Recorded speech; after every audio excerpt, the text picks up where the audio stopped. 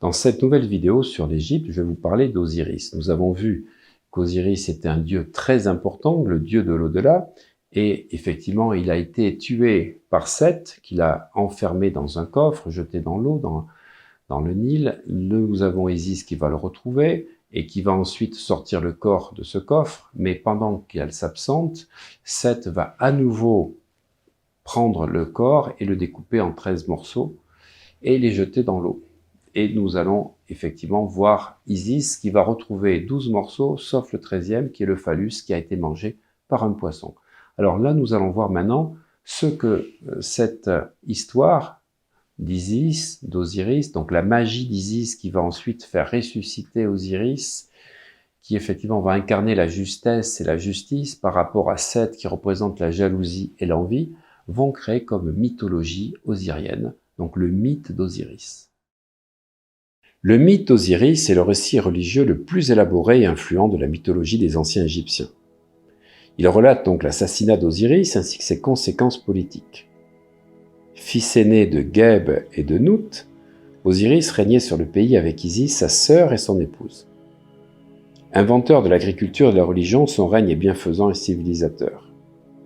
Sa vie prend tragiquement fin quand il meurt assassiné sous les coups de Seth, son frère cadet. Le meurtrier usurpe le trône et pendant ce temps, Isis restaure le corps démembré de son mari en le momifiant. Le martyre d'Osiris lui vaut de gagner le monde de l'au-delà dont il devient le souverain et le garant suprême des lois de la Maat. Maat, que vous voyez apparaître à l'écran, est la déesse de la vérité, de la justice, de l'harmonie cosmique et de la paix. Elle représente la rectitude, la conduite morale et surtout l'équilibre du monde. Elle personnifie l'ensemble de ces concepts et, à ce titre, elle est la régulatrice de la course des astres, des saisons ainsi que des actions des mortels et des dieux qui ont fait surgir le désordre du chaos au moment de la création. Elle est l'antithèse de Isfet, le chaos, l'injustice, le désordre social. Maat est également la fille de Ré, dieu solaire et créateur, et compagne de Thoth. Maat est toujours anthropomorphe, comme la plupart des concepts abstraits personnifiés. C'est une femme en général assise sur ses talons ou debout, et elle est la plupart du temps vêtue de la longue robe collante des déesses et porte leurs bijoux habituels. Son attribut est la plume Non, la même qui est portée par Chou. Elle tient souvent le signe de vie. L'élément de Maat est l'air et sa couleur de peau est ocre jaune. Maat est fondamentalement lié à l'institution pharaonique, le premier devoir de Pharaon étant de faire respecter la loi de Maat dans toute l'Égypte. C'est pourquoi sur les murs des temples, Pharaon est représenté faisant l'offrande de Maat à une divinité. C'est-à-dire que dans ses actes, il se conforme aux exigences de la déesse. La mission de Pharaon relève de Maat, In-Maat, c'est-à-dire amener Maat à organiser le pays, assurer son unité, en repoussant Isfet, c'est-à-dire celle qui provoque le chaos. Revenons à Osiris. Il va donc regagner le monde de l'au-delà et dans son nouveau royaume, son autorité s'appuie sur une armée de démons capables de gagner le monde terrestre et d'infliger des épidémies mortelles. La suite du récit égyptien se concentre sur le personnage d'Horus qui est né de l'union posthume d'Isis avec Osiris. Le jeune dieu est d'abord un enfant vulnérable protégé par sa mère et par la suite adolescent, il est le rival de Seth pour le trône. Le conflit souvent très violent se termine par le triomphe d'Horus.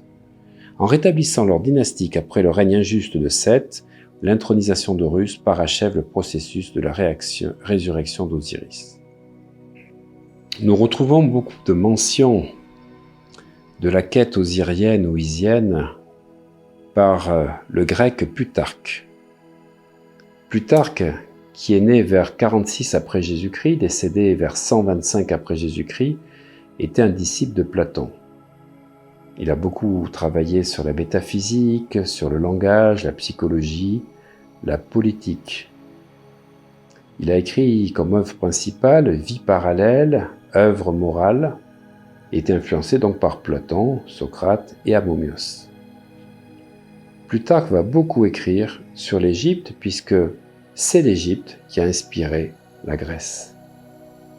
Osiris va être le premier personnage de l'histoire égyptienne à être embaumé. Et c'est les déesses Isis et Nephthys qui ont trouvé le corps, qui vont momifier Osiris avec l'aide d'autres divinités. Les deux principaux alliés seront Thoth, le dieu crédité de grands pouvoirs de guérison, et Anubis, qui est le dieu de l'embaumement et des rites funéraires. Osiris devient donc la première momie et les efforts déployés par les dieux pour restaurer son corps sont à la base mythologique des pratiques de l'embaumement égyptien. Processus qui vise à prévenir et inverser la putréfaction du cadavre après le décès. Cette partie de l'histoire est prolongée par des épisodes dans lesquels Seth et ses partisans tentent de s'emparer des lambeaux osiriens ou d'endommager le cadavre momifié. Aussi, Isis et ses alliés se doivent de protéger continuellement la dépouille. Une des ruses mises en œuvre est la construction de plusieurs cénotaphes, c'est-à-dire de tombes fictives destinées à tromper l'ennemi pour qu'il ne sache pas où trouver la vraie dépouille. Selon Plutarque, 14 cénotaphes ont été fondés par Isis en divergence, et le rituel des mystères d'Osiris mentionne, lui, 16 villes saintes. Après le démembrement, Isis trouve et enterre chaque morceau du corps de son mari, à l'exception du pénis, qu'elle doit reconstituer, puisque l'original avait été mangé par les poissons oxyrhynques dans le fleuve. Et toujours selon Plutarque, ceci explique la raison pour laquelle les Égyptiens avaient un tabou alimentaire envers ce poisson. Comme la plupart des mythes égyptiens et grecs célèbres, celui d'Isis et d'Osiris va attirer l'attention de nombreux philosophes, en particulier des alchimistes. Selon Ruska, alchimiste allemand du XIXe siècle, on assimilait l'Osiris d'Égypte avec l'Adam hébreu. Aux yeux des alchimistes, la vie fabuleuse d'Osiris est une allégorie des opérations requises de la philosophie hermétique et une exposition de tout ce qui se passe dans le cours de ces opérations. Mayer, notre alchimiste, résume ce que représente le dieu pour l'alchimiste, un sujet qu'il développa plus longuement dans Arcana, où il écrit notamment « Osiris est tenu sans la moindre circonlocution pour la matière de l'art dont se compose la médecine d'or. Mise dans son sépulcre, c'est-à-dire le vase, par son frère Typhon, elle se divise en de nombreuses parties. Après la solution de l'œuvre, Isis rassemble et unit ses parties, une fois le soufre combustible séparé. » Et c'est donc naturellement que je vous donne rendez-vous mardi prochain pour continuer la quête osirienne et découvrir Isis, ce qu'elle représente et surtout la magie d'Isis. Belle semaine!